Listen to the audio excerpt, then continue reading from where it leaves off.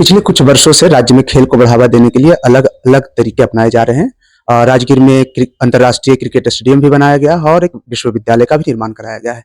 बिहार कई बड़े अंतर्राष्ट्रीय मैचों का भी मेज़बानी कर चुका है, जिसमें हॉकी विश्व कप की मेज़बानी बिहार कर चुका है। हमारे साथ आज मौजूद हैं श्रेयसी सिंह, जमुई से 2 बार के विधायक, और इससे भी बड़ी पहचान इनकी ये है कि एक खिलाड़ी हैं और इनको अब खेल मंत्रालय का ज़िम्मा मिला है। तो एक खिलाड़ी से खेल मंत्री तक का सफ़र, जी। आप कैसे देखते हैं इसको मैम? मुझे लगता है कि एक खिलाड़ी के नाते खेल से जुड़ी हुई क्या कठिनाई आती है, खिलाड़ी को किस तरह का साथ और सहयोग की आवश्यकता होती है, किस तरह की पॉलिसी के जो निर्णय होते हैं वो लेने चाहिए, इसकी बखूबी जानकारी हमारे पास है। क्योंकि 18 साल का हमने ये करियर अपना निशानेबाज़ी का खुद देखा है और राष्ट्र से लेके अंतर्राष्ट्रीय स्तर तक खेलने का सौभाग्य भी प्राप्त हुआ। साथ ही साथ बिहार की एक लंबी कहानी जो हमने अपने सामने बदलते हुए देखी है। कहाँ एक तरफ खेल और खिलाड़ियों को कोई पूछता भी नहीं था, वहीं आज खुद माननीय प्रधानमंत्री जी खिलाड़ियों से बात करते हैं, माननीय मुख्यमंत्री जी ने इतना बड़ा खेल का खेल यूनिवर्सिटी और अकेडमी बनाया है। खेल को खिलाड़ियों को बढ़ावा मिल रहा है, प्रोत्साहन राशि मिल रही है, स्पॉन्सरशिप मिल रहा है, तो इस तरह की नॉलेज रखना मुझे लगता है कि कहीं न कहीं इस विभाग को मैं अपनी सूझबूझ से, अपनी समझदारी से बेहतर सुझाव दे पाऊँगी और जो युवा है, उनको किस तरह से प्रतिभाशाली युवा बिहार के हर कोने में है, लेकिन उनको खोज कर निकालना है, उनको एक सही प्लेटफ़ॉर्म देना है, अपॉर्च्युनिटी देना है, जिससे कि वो भी अपना परफ़ॉर्मेंस बेहतर कर सके और फिर आगे बढ़कर बिहार और भारत का प्रतिनिधित्व कर पाएँ। जब आप खेलती थी मैम, जब आप खेलती थी और अभी का समय, दोनों में बिहार को आप कहाँ देखते हैं खेल के मुकाबले में? जब जब आप खेलती थी तो उस समय सरकार से कैसा सहयोग मिलता था? हम तो बता कैसा देते हैं, व्यवस्था था? हम तो पिछले साल तक खेले, हम तो ओलंपिक गेम्स हाँ, पिछले साल ही गए, आपकी तो शुरुआत की इतना बात कर कोई रहा हूँ मैं। ज़्यादा अंतर नहीं है। शुरुआती दौर का हाँ, अंतर हम आपको बता देते हैं, उदाहरण स्वरूप 2009 में हम पहला अंतर्राष्ट्रीय पदक जीते थे बिहार के लिए भारत के लिए, हुँ, लेकिन बिहार का प्रतिनिधित्व करते थे राष्ट्रीय स्तर पर। तो जब हम लोग खेल के लौटे, तो हमारे दल में भारतीय दल में हरियाणा के भी मेडलिस्ट्स थे, दिल्ली के भी थे, हमको लगता है यूपी के थे और तमिलनाडु के थे। तो जब एयरपोर्ट्स पर हम लोग लैंड किए, तो खूब ढोल नगाड़ा था। तो हरियाणा वाले लोग आके हरियाणा के खिलाड़ी को लेकर गए, दिल्ली वाले दिल्ली को लेकर गए। उसी तरह से सब चले गए, हम बिहार के थे, हम खड़े के खड़े रह गए।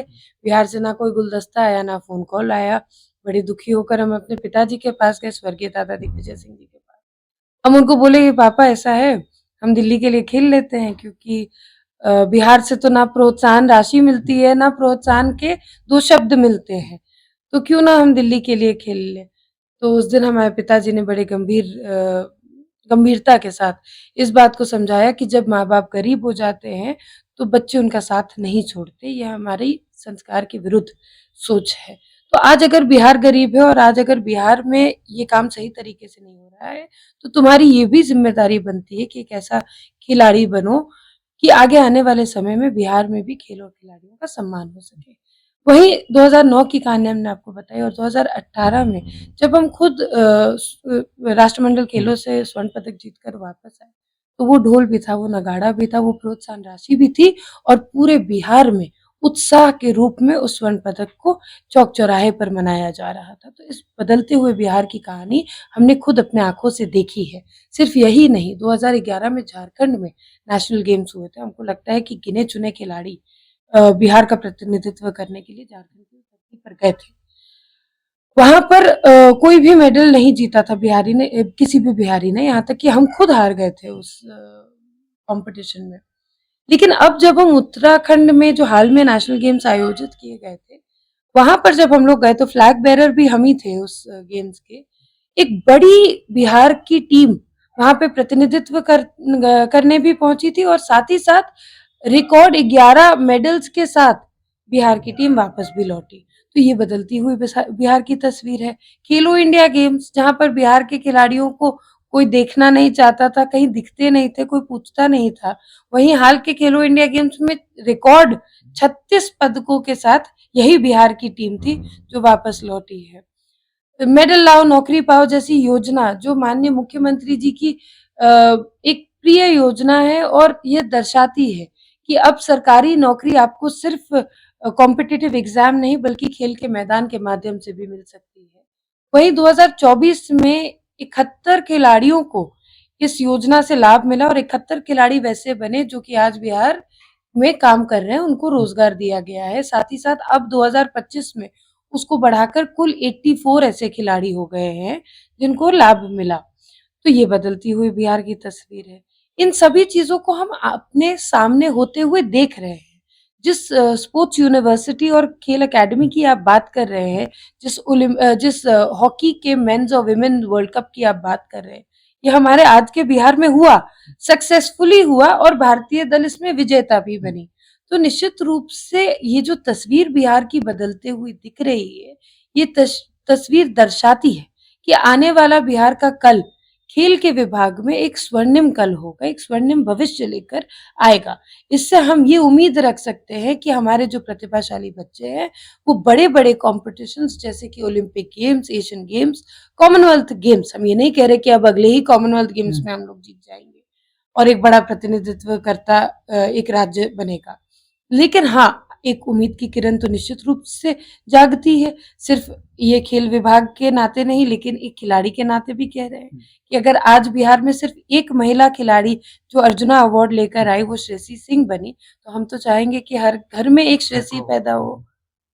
आप युवा भी हैं। एक कहावत कहा जाता है बिहार के गलियों में कि खेलोगे कूदोगे तो होगे खराब, पढ़ोगे लिखोगे तो बनोगे नवाब। तो एक युवा होने के नाते खेल को कैसे बढ़ावा देंगी, मुझे जन लगता जागरूकता है कैसे कि फैलाएंगी? जन जागरूकता, देखिए ये तो सामाजिक बात है। स्पोर्ट्स को एक प्राइमरी करियर बनाने के लिए एक सामाजिक लड़ाई है जो हर खिलाड़ी, हर खेल प्रेमी समाज के साथ लड़ता है। आज उस लड़ाई की साथ हमारा सरकार दे रहा है। सरकार ने अथक प्रयास किया कि इस जो मेडल लाओ नौकरी पाओ वाली योजना हमने बात की। क्यों किया जाता है? क्योंकि देखिए ये सच है कि खेल के मैदान में एक लिमिटेड समय तक ही आप खेल कर प्रदर्शन कर सकते हैं, दिखा सकते हैं। उसमें भी हार-जीत का फैसला आपके हाथ में नहीं होता है। तो जब एक खिलाड़ी का वो समय समाप्त होता है, जब उसको खेल मैदान से रिटायरमेंट लेना पड़ता है, जो कि आम दफ्तर में काम करने वाले व्यक्ति से वो आयु कम होती है। तो उसके बाद वो कैसे अपना जीवन यापन करेगा? तो आज मुझे लगता है कि माननीय प्रधानमंत्री जी और माननीय मुख्यमंत्री जी, दोनों ने ही एक साथ मिलकर या अलग-अलग, चाहे भारतीय स्तर पर हो या आज बिहार के स्तर पर हो, योजनाओं को धरातल पे इस तरह से उतारा है कि बिहार में और भारत में जो खेल और खिलाड़ी हैं या खेल प्रेमी हैं, वो खेल को भी एक प्राइमरी करियर लेकर आगे बढ़ सकते हैं। चाहे वो योजनाओं के माध्यम से नौकरी देने का काम हो या वो इंफ्रास्ट्रक्चर डेवलप करने के बाद, देखिए इंफ्रास्ट्रक्चर अगर बिहार में डेवलप होगा, भारत में डेवलप होता है, तो उस इंफ्रास्ट्रक्चर को मेंटेन करने वाला काम, वहाँ पर काम या प्रशिक्षण देने वाला, मेंटेन करने वाला कोई भी इस तरह का व्यक्ति होगा, तो वो खेल की जगत से ही आएगा। तो वहाँ पर भी एक अपॉर्च्युनिटी क्रिएट होती है, भले ही वो सरकार के माध्यम से हो या प्राइवेट के माध्यम से हो। आज खेल के साथ जुड़ी हुई जो स्पोर्ट्स न्यूट्रिशंस, साइकोलॉजी, फिजियोथेरेपी, इस तरह के स्पोर्ट्स रिकवरी, इस तरह के जो जितने भी फील्ड्स हैं, अलग-अलग जगह से लोग इसमें आके काम करना चाहते हैं क्योंकि खेल in itself is a booming sector in Bihar and Bharat both, correct? So similarly, और माननीय प्रधानमंत्री जी की सोच देखिए, पहले जब कोई भी भारतीय दल या भारतीय खिलाड़ी खेलने बाहर जाता था, तो ठीक है, खेल संघ के माध्यम से उनको भेजा जाता था और वो खेल के वापस आते थे, जीतते थे तो थोड़ी बहुत तारीफ होती थी, हारते थे तो थोड़ा बहुत लोग ट्रोल कर देते थे और खत्म हो जाता था। आज देखिए माननीय प्रधानमंत्री जी की सोच, खिलाड़ी जब खेलने बाहर जाता है तो उससे संवाद करते हैं और सीधा संवाद करते हैं। खिलाड़ी जब खेल रहा होता है तो पूरी तरीके से उनकी देखभाल की ज़िम्मेदारी सरकार उठाती है। खिलाड़ी जब खेल के वापस आता है, चाहे वो जीते या हारे, प्रधानमंत्री जी फिर से सीधा संवाद करते हैं। तो आप एक खिलाड़ी के रूप में आपको बता रही हूँ कि खिलाड़ी का मनोबल कितना ऊँचा रहता है, किस मजबूती के साथ उसको ये विश्वास रहता है कि देश का सबसे मजबूत व्यक्ति आज मेरे साथ खड़ा है। हम भी जब ओलंपिक गेम्स गए थे तो हम तो जीत के नहीं आए। वहाँ से लौट कर आए तो हम भी सर को बोले, जब प्रधानमंत्री जी से संवाद कार्यक्रम हुआ, तो हम भी बोले कि सर हम तो हार गए। तो उस दिन उन्होंने कहा कि तुम हारी नहीं, तुम सीख कर आई हो और ये सच है।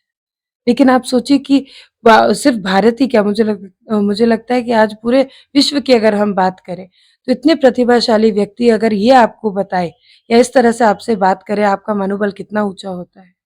तो उस तरह से प्रधानमंत्री जी ने एक रास्ता दिखाया कि किस तरह से समाज का हर एक व्यक्ति, चाहे वो राजनीति में हो, ना हो या समाज के किसी भी अदर प्रोफेशनल फील्ड में काम कर रहा है, वो खेल और खिलाड़ी के साथ खड़े रह सकता है। तो अनेक तरीकों से बिहार में भी और भारत में भी खिलाड़ियों को प्रोत्साहन देने का काम कर रहे हैं।